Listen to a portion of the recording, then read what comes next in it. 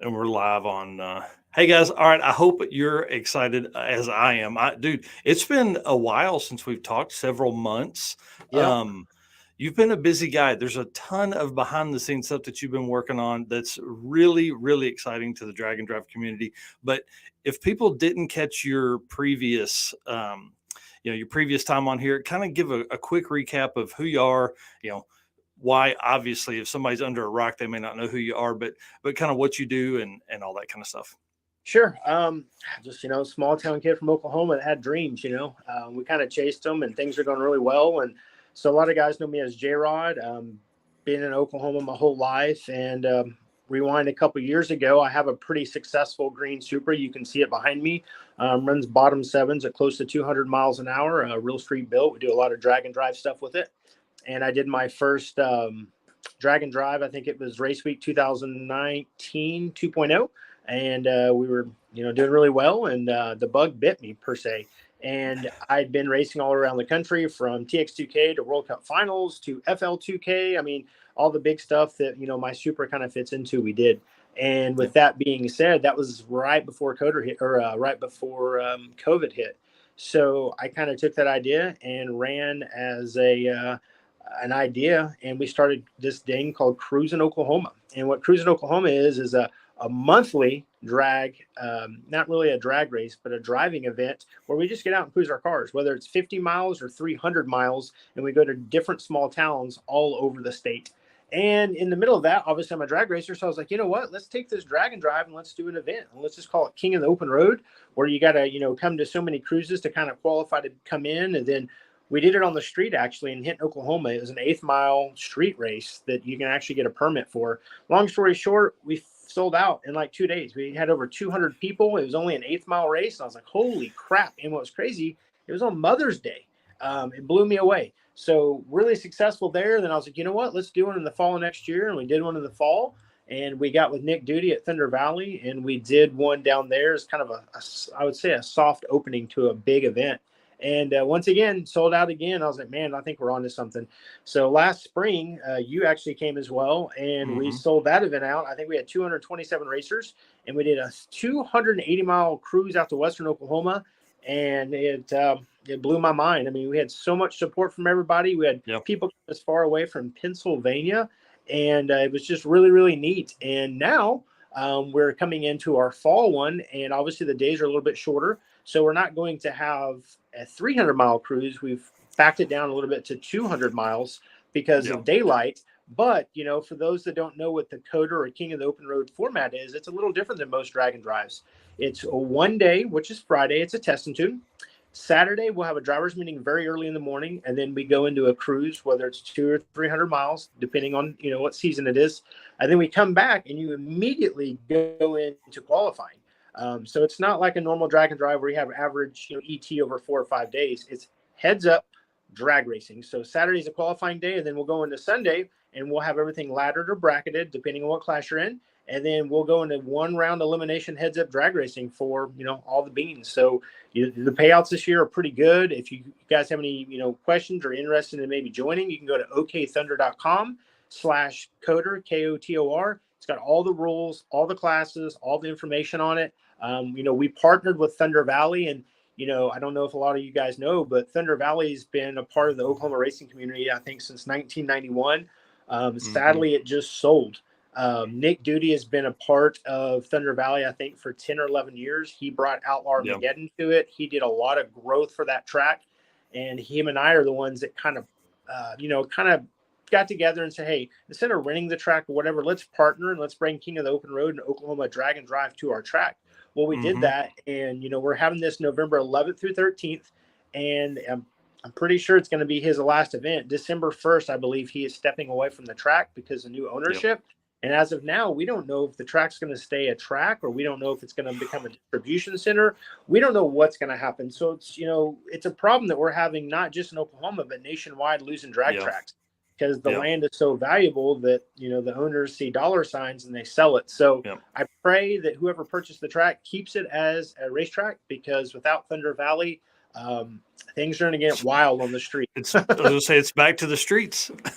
Yeah, things are going to get really, really wild. So, with the success of the King of the Open Road, We opened registration, I believe, about a week or two ago, and Mm-hmm. we're sitting at about 157 entrants Yep. out of 200. And we added a new class this year. We added the junior street class because I really want to, interact with the younger kids that are going to be the next generation of drag Yep. racers.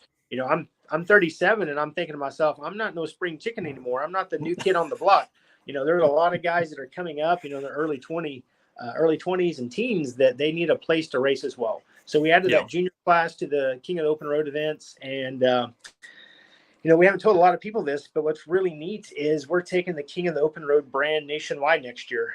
Hang on. Let's not talk about that yet. Because man, that's exciting. But we got to get to this weekend because, or the next event because, dude, that and the Street and Yeet in North Carolina are the last two Dragon Drives of the year. But yours is the last quarter mile. So for folks that are coming to that, we have a full regional top 100 list. And so if you're going to be on that list, you've got to be at your event. I mean, dude, that's end of story. If they're going to make that list and be fast and be at a Dragon Drive event this year, they've got to, they got to come out and see you guys. So now I do want to say we'll probably take passes, we'll probably take a minimum of 2, maybe 3 passes, depending on what it looks like, to run our list with your data. I'm working right now to try and figure out how I can get there, but then also handle some other stuff. So I hope I can be there and actually, hand type in time slips and things like that. So I think that's the plan as of right now. And if not, I know you and the team will help us get the data for you. Yeah, what's neat, look, before we got on, I was looking at some of the entrance to the race. And what's kind of neat is, Matt Frost, Mr. Rocky Mountain Race Week, him and I have been talking a lot over the last 6 months. He's helped me exponentially try to make my events better, more, successful, kind of trim the fat around, just be a better event organizer. And what's neat is he's actually going to bring his car and race in King of the Open Road. So he'll he'll get to race instead of, run the event, which that's pretty cool to me because he's the one who inspired me to start the King of the Open Road because of Rocky Mountain Race Week. So to have him come with his 6-second Nova and run that dude, it's going to be really neat. And we have another 6-second Nova I don't think she's weighing 6s yet. I think she went bottom 7s, but Tina Pierce. Oh, Tina. Yep. Devin and Tina both signed up. So there's going to be some really cool fast cars that are the epitome of drag and drive. They're going to be cruising the back roads of Oklahoma with us in November. So it should be really, really cool field. What's really cool about that too is like Tina is actually the second fastest woman in drag and drive history ever. So it's pretty neat, and that new car could put her in first place. So behind it'll be pretty interesting. It'd be pretty interesting to see. Cool. Alex's average is a 750 right now, and I think Tina's is a low 8 from like a 2014 finish, and then she went on to do the TV show and all that kind of stuff. And it's good to see them back, and that car is going to be highly competitive. We went to race week and watched some of the passes on day one. That thing will lay it down for sure. Yeah. And what's neat about David and Tina is, cruising Oklahoma, they just brought the Nova to our last event right after Rocky Mountain Race Week. They cruised that thing 200 miles to freaking Apache, Oklahoma, just to show they could do it. I mean, that car is street as it gets. It's really cool. Yeah, that's awesome. And having Matt, I didn't know Matt was going to be there. It's going to be awesome. Now I've got to come over. You know what I mean? Like Matt again is the reason that we are here, that we do all of this stuff. Race Week is a huge part of our family and stuff like that. So let's talk about what everybody's here for. Let's talk about 2023 and what's going to happen. Sure. So I'll start from the beginning. Obviously, with this King of the Open Road deal, I seen the need for smaller states to have a drag and drive, like Iowa, Mississippi, places that don't have a drag and drive per se. They may have a hot rod drag week that may come through once every 7 years, but they don't have like an annual event in those, those cities in the States. And with the success of events, maybe like Streetcar Takeover, which, Justin and Chase have done such a great job with that deal, having recurring events every year, I thought, man, why isn't there a drag and drive that does this, that can move around, but I understand with like Sick Week, Drag Week, Rocky Mountain Race Week, they can't really move. It's a week-long event. It's not just a weekend. And that's another kind of a unique deal with King of the Open Road is you don't have to take a week off work. You don't have to take a week vacation pay. You don't spend $7,000 to $10,000 to travel and race your car. And we all know it's a crazy expensive hobby. So that's what's neat about King of the Open Road is it's 3 days. You get out, you don't spend an arm and a leg. You don't have to take a whole week off of work. You can go out and cruise your car 200 or 300 miles, get pretty good payouts and enjoy it. And obviously it's not about the end goal. It's not about that payout for drag and drive guys. It's about the memories you make along the way. I mean, let's be real. Like we spend hundreds of thousands of dollars on these cars to win 1,500 or $2,000. It's not about the money. It's about the enjoyment, the people you meet along the way. So for us, it was a really cool deal that I really wanted to concentrate on taking it to other states. So I'd actually had reached out to Matt. That's where me and Matt started talking a lot, and I mean a lot about. And him and I kind of came together and we're like, you know what, let's partner with this. So as time went on, Matt and I talked a bunch. He gave me a lot of pointers. But at the end of the day, Matt didn't have the time he could set aside to really commit to that due to his day job. And so I was like, kind of, had to take a step back. And then I was like, man, you think about Rocky Mountain Race Week presented by 1320 Video and Motion Raceworks. They have 1320 to cover the events. Well, who's second to 1320? That's That Racing Channel, TRC. They're actually based out of Orlando, Florida now. So I reached out to Javier. Javier started chatting a bit. He goes, bro, I love the idea. I want to be a part of it. Let's make it happen. So now Javier and I are going to take King of the Open Road nationwide next year. We don't know what states yet. We're in the very infancy. Uh-oh. He must be getting the call. Yep. We don't know what states yet, but we've got them trimmed down to about 6 that we want to do. We want to try to do at least 4 events, including the 2 in Oklahoma, and then see where this deal grows from there. But with their 1.5 million subscriber, YouTube channel, it's going to bring so many new people we hope to drag and drive, because let's be real, TRC is mostly an import YouTube channel. Obviously, I'm an import guy. So hopefully we're going to inject a whole bunch of import racers to the drag and drive lifestyle. And we're going to give everybody racing in these events an outlet to get seen and heard at 1.5 million subscribers now. So it's something that I couldn't have ever dreamed about, because my channel is really small. There's a lot of guys that have small channels, but to have TRC come on board, help manage these events, help promote them, it should be a really, really awesome deal. And I'm really looking forward to 2023. Man, so are you saying 6 events, 6 regional events total, or 4 total? We're going to try to do 6. 2 in Oklahoma. We're going to keep the fall in the spring. You're an animal. I love it. I love it. Yeah, I mean, I don't want to be in a dealership my whole life. I want to. I'm very passionate about the drag and drive stuff. I enjoy driving a race car, and I think everybody can relate to that. And so what we're trying to do is just bring these to very rural states. We're talking like I said, Iowa, like states that don't have the population that Florida and Texas and California does. Or I know Arizona is a big population state, but we want to do one in Arizona as well. We think Tucson would be an absolutely perfect location for a drag and drive. And Javier's on board, I'm on board, and we're going to go all in, pot committed on this deal next year. And I'm really, really, really excited to see where it goes. Well, dude, you're welcome here anytime to break news. We'll jump on. I don't care if it's 2:00 in the morning. We'll jump on live and tell people about what's going on. I've said it for a long time, but Drag and Drive 1 will change your life. Obviously, it's changing yours every day. And then 2, regional events are the future, at least for a little while, until we have. Here's the thing. You all have seen the map. Everybody watching has seen the map I've put up. I wish I had it close to me. There's so many open areas of the country that do not have a drag and drive event, right? Correct. So, and with regional events, especially like this one is a great example. You're really talking about a Friday.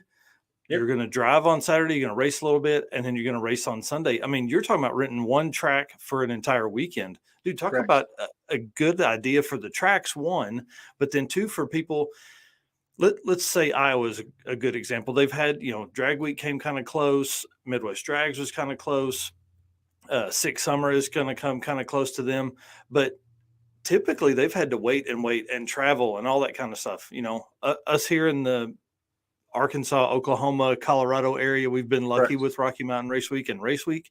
But what about the folks in Mississippi and Alabama and the Carolinas finally are getting some love? But dude, West Idaho. Coast, Pacific Northwest. Yes. Idaho, the Northeast. I mean, there's so many opportunities there that I think we're really going to see.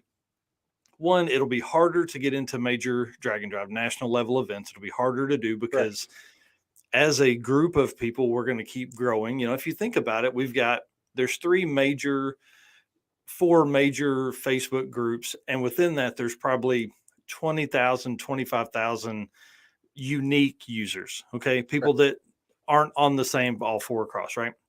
Well, if you take those people, how many more people does that really mean are out there that don't even know about drag and drive? Oh, They don't even 100%.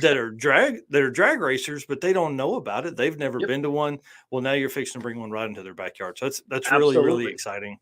And what's neat about King of the Open Road, and I think we have a class that's unique to any drag and drive. I call it the high roller class. It's a $75,000 MSRP or above. I did that to keep the exotic cars that are turnkey 9-second cars out of the hard tire class. That way, you know, the guy with a 11-second, you know, Pro Charge Mustang can have a chance. He's not going to have a chance against like a 991 all-wheel drive Porsche. Because truth be told, the first couple of drag and drives that we did for King of the Open Road, I had a buddy that brought in a Porsche and just absolutely destroyed everybody.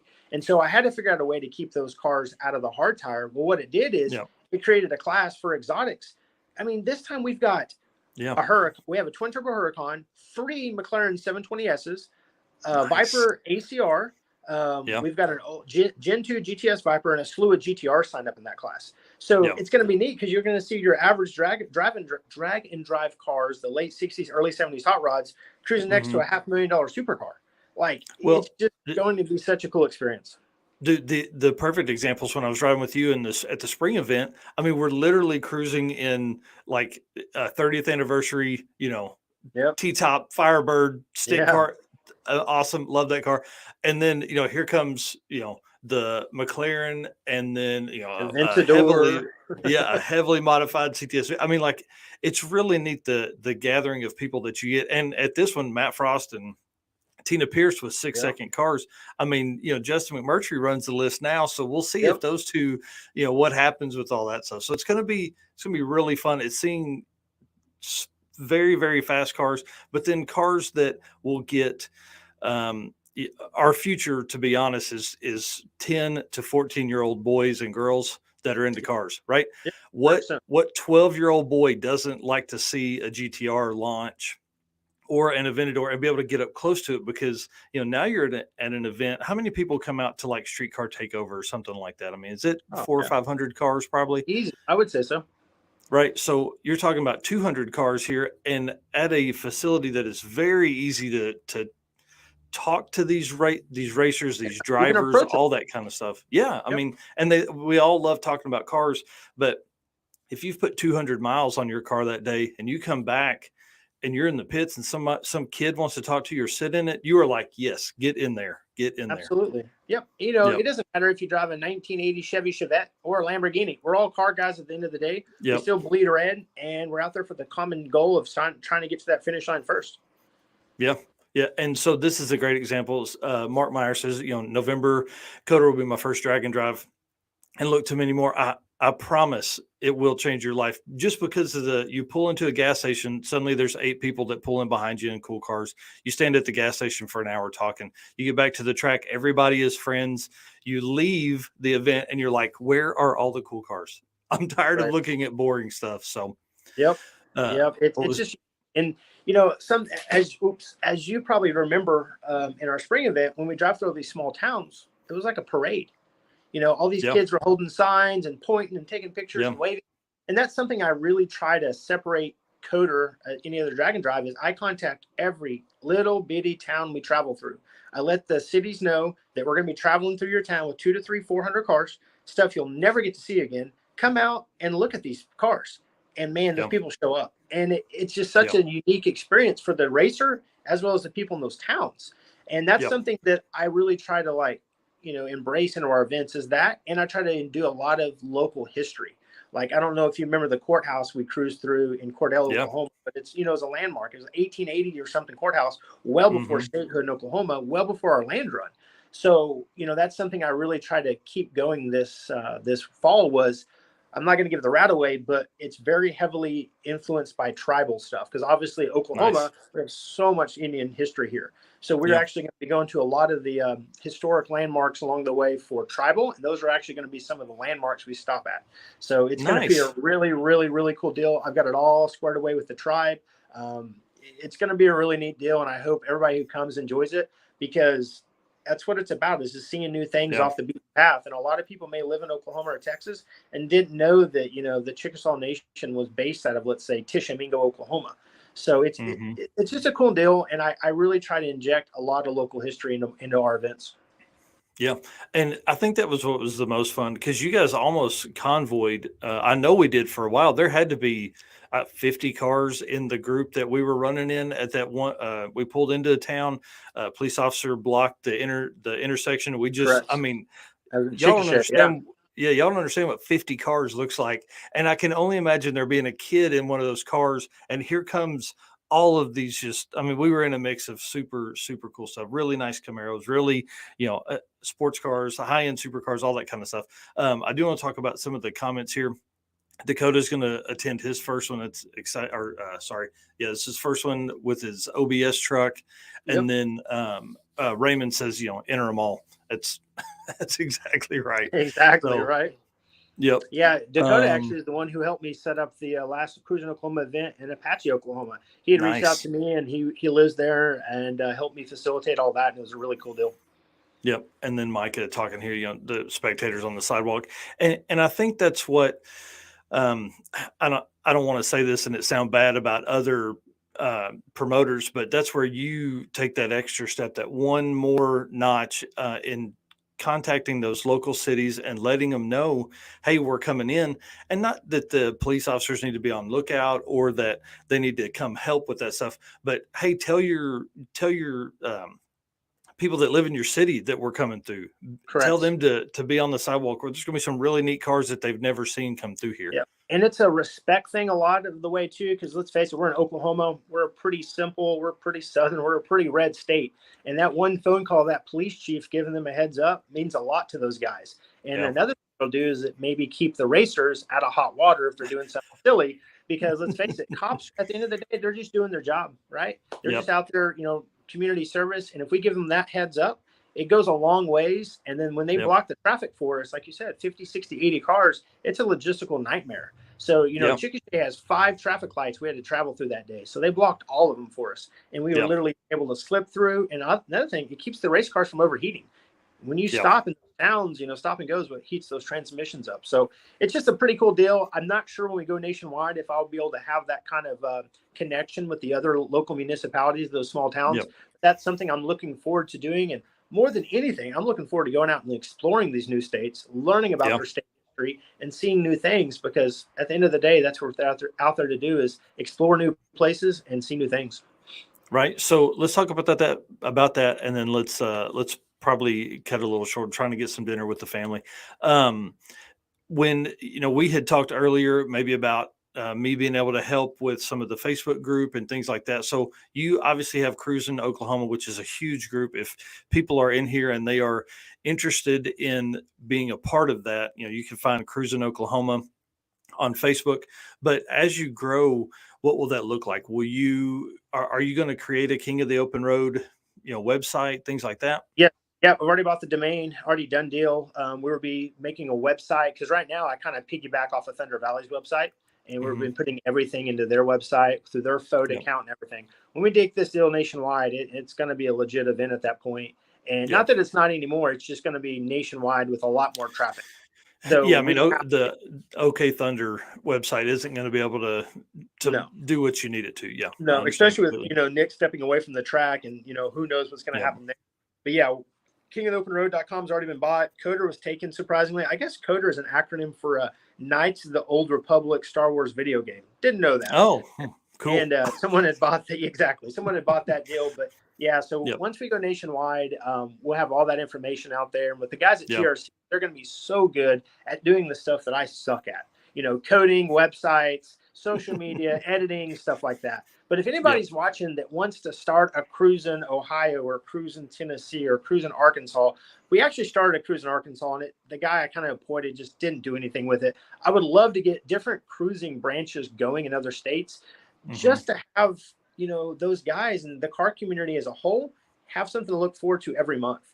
Yeah. Oklahoma, it's nuts how many people we have come out for these deals. I mean, Yeah. some of our events bring 4,000 people to town. Not even drag Yeah. racing events, just talking about going to town, eating their food, filling up at the local gas station, just supporting small town America. It's kind of Yep. my template is 5,000 people and under is the town population we try to target. And we just try to stimulate those economies. And it's Man, that's worked. amazing.